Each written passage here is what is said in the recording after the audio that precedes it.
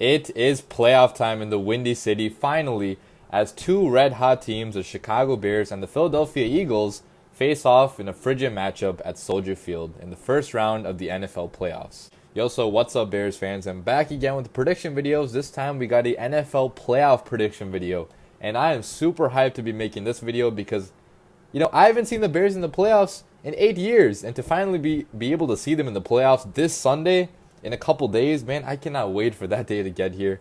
It's gonna be It's gonna be so hype. It's gonna be amazing. So I cannot wait for Sunday to get here, and I cannot wait to talk more about this game. So this is going to be a very fun matchup to watch. Even if you're not an Eagles or a Bears fan, it's just going to be a very fun matchup to watch because of all the storylines involved. I mean, you got Matt Nagy versus Doug Peterson, two very good friends that come from the same Andy Reid coaching tree.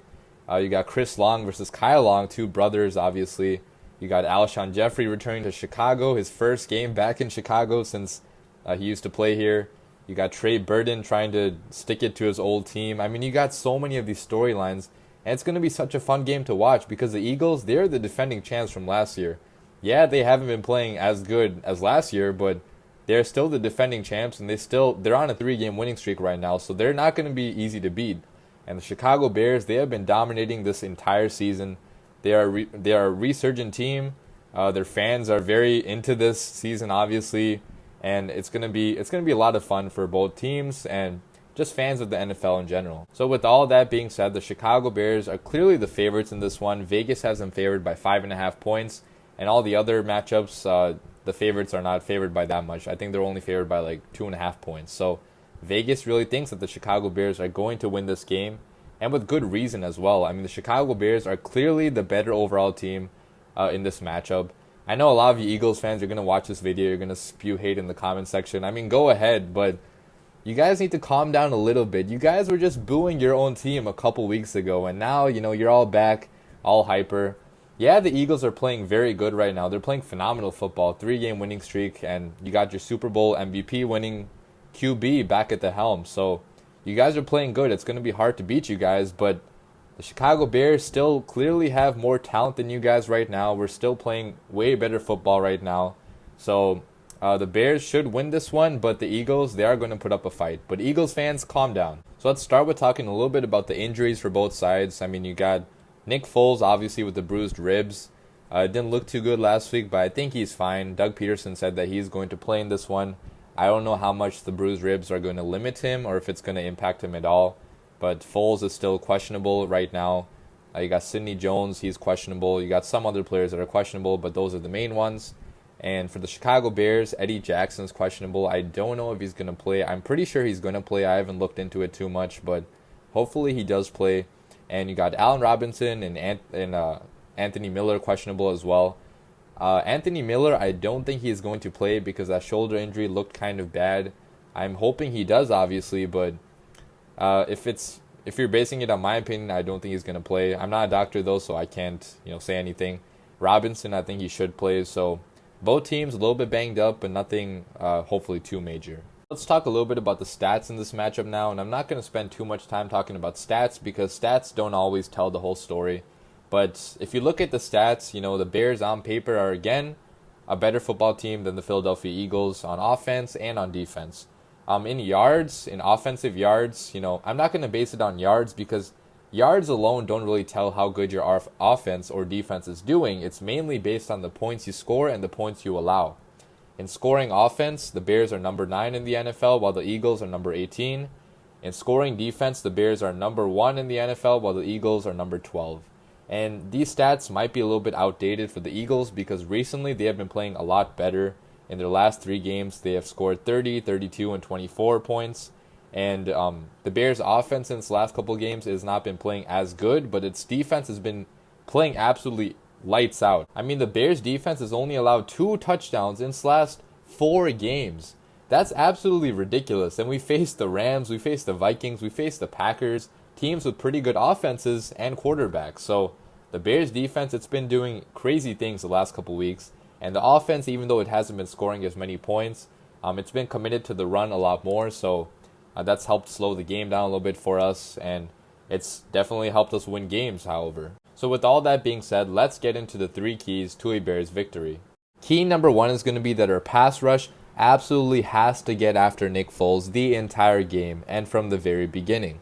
Now, we have to make Nick Foles feel every single hit, feel every single beating that he takes, because, he's the type of quarterback that's going to make you pay if you don't. And, this might be the biggest key of the game. I'm going to start out with it because it is the biggest key of the game. If we can get this done, if we can get after Nick Foles the entire game, I don't think anything else really matters as much, because that's how you stop their offense. That's how you stop any offense, really. If you can make the quarterback feel very uncomfortable, if you can force them out of the pocket, force them to make errant throws, force them to make throws, running away. Nick Foles, he has been doing good in that area. He's kind of like Carson Wentz because he can escape the pocket sometimes and make some crazy stuff happen. But if you hit him and if you sack him and if you bring him down, you're not going to allow that stuff to happen. Now, if I'm being real honest with you guys, I don't even know if Nick Foles is going to last this entire game because, obviously I'm not wishing injury on him. I hope he's healthy this entire game. But seeing that he already has bruised ribs and that the talent on our defensive line, our front seven, I just feel like it's too much to handle for this Eagles offensive line. Even though the Eagles offensive line, it's been a pretty good offensive line this entire season. Don't get me wrong. And they have a lot of talent on that offensive line. But the Bears' defensive line and the front seven in general, they just have more talent in my opinion. It's going to be way too much to handle. When you got Leonard Floyd, you got Khalil Mack, you got Akeem Hicks, you got Danny Trevathan, you got Eddie Goldman, you got Jonathan Bullard. You just have way too many names on this front seven to really stop all of them. If you want to double up Khalil Mack, you're going to leave somebody else open. If you want to double up Akeem Hicks, you're going to leave somebody else one-on-one. So, it's almost impossible to stop this Bears defensive line.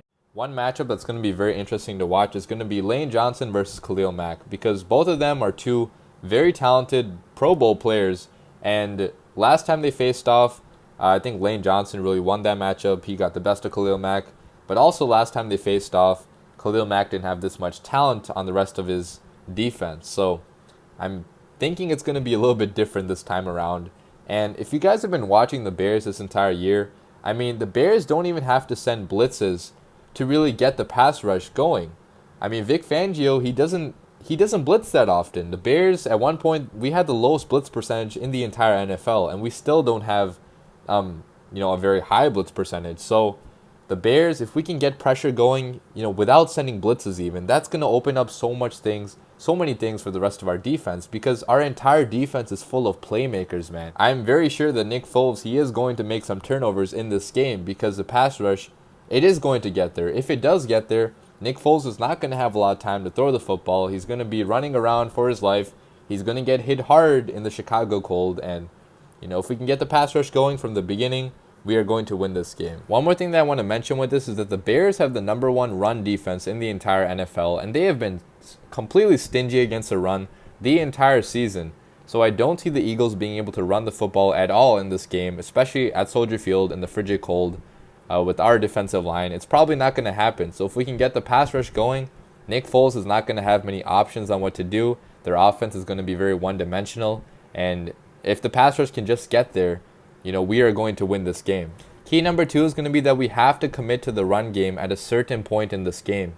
And if it doesn't work at the beginning, keep trying to pound the rock, because we are going to need the run game to be working in this game if we want to win this game.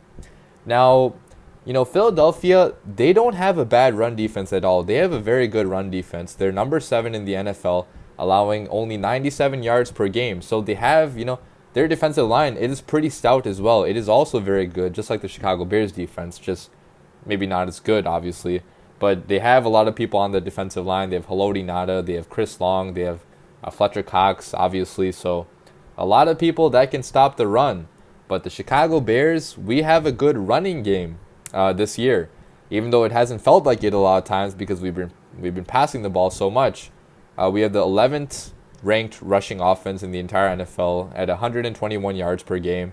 And, guys, committing to the run game, it's going to help our offense out so tremendously much. I cannot underestimate how important a good run game is going to be to this offense's success in the playoffs, because we all have to realize that our quarterback is a very young quarterback. He's only in his second year, barely starting any games in college, still being very inconsistent.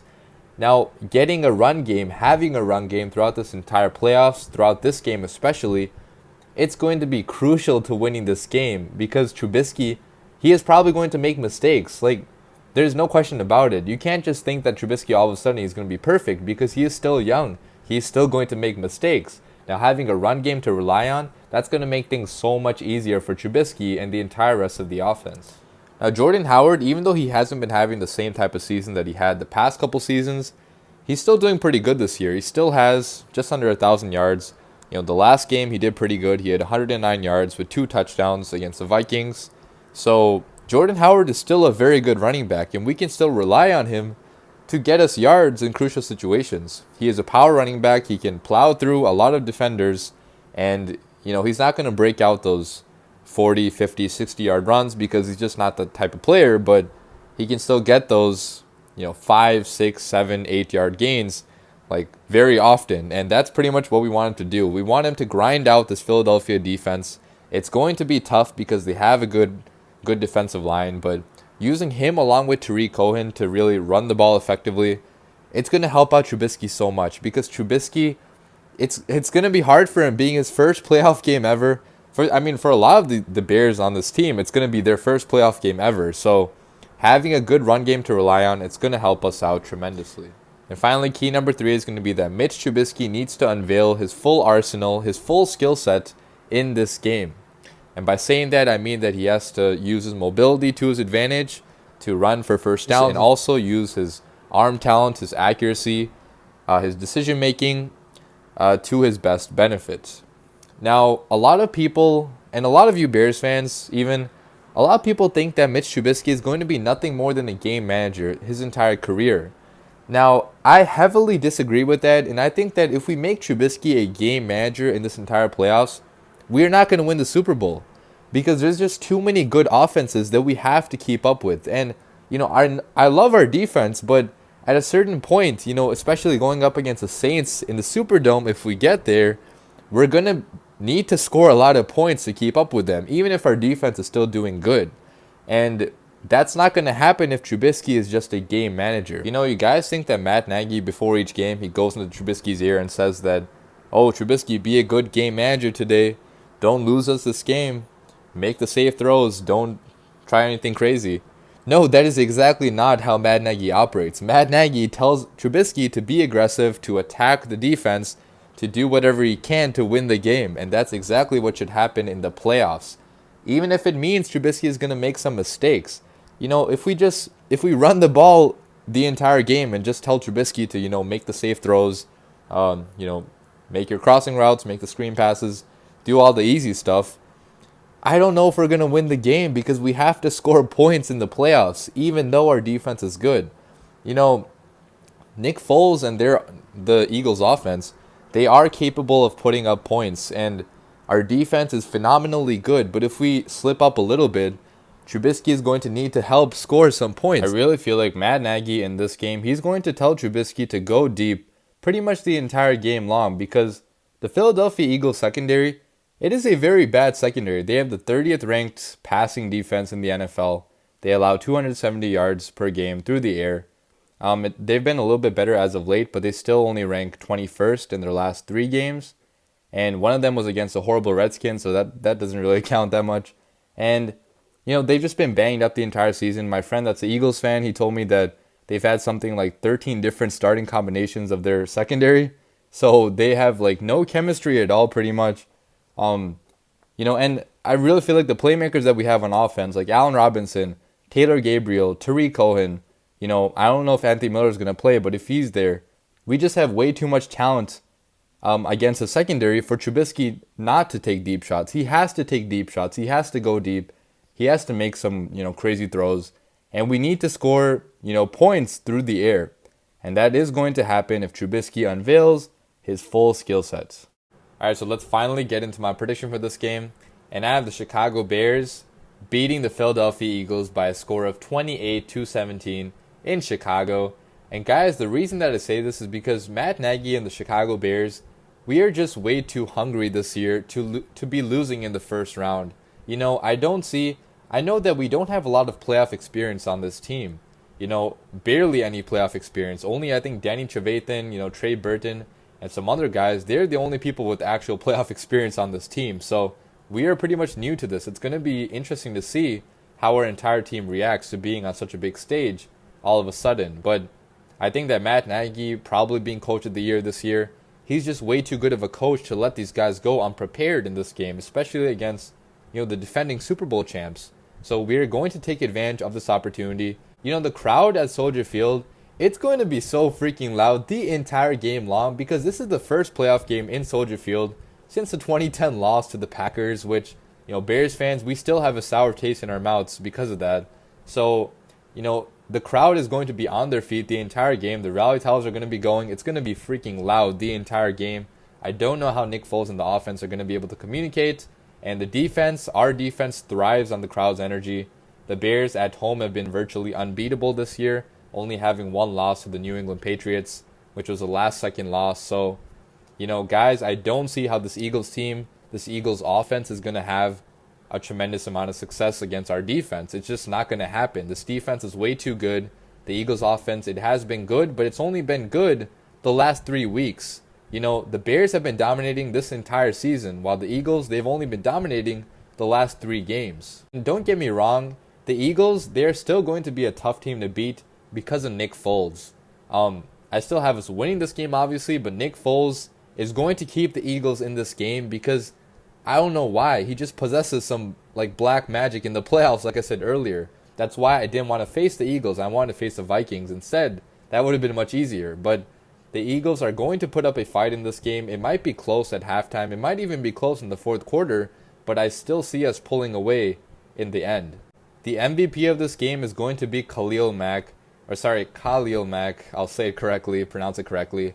But, guys, Khalil, I'm just going to say Khalil. Khalil Mack, he is the type of player that thrives on the biggest stage. You guys saw this entire season. In primetime games, Khalil Mack showed up against the first game, against the Packers in the first game, against the Seahawks in the second game, the primetime games against the Vikings and the Rams. Khalil Mack was a monster in all of those games, and he's just the type of player that thrives on the biggest stage. He feeds off the energy of his teammates. He's not scared at all. He's not nervous at all. He produces on the biggest stages, and that's exactly what he's going to do in this game. He's going to prove why the Chicago Bears made him the highest paid defensive player in the entire NFL, and why we traded away 2 first-round picks for him. So that's pretty much going to wrap up my video. As always, leave your comments down below. Let me know what you guys think about this game, what your predictions are, if you agree with my analysis, if you disagree. If you think the Bears are going to win the Super Bowl this year, let me know down below. Guys, this entire season has been such a fun ride. It's been such a fun team to watch, and I don't want it to end. It's not going to end right here. The Chicago Bears, we are going to plow through the Eagles. We are going to continue our success in the playoffs. Let's get it. Bear down.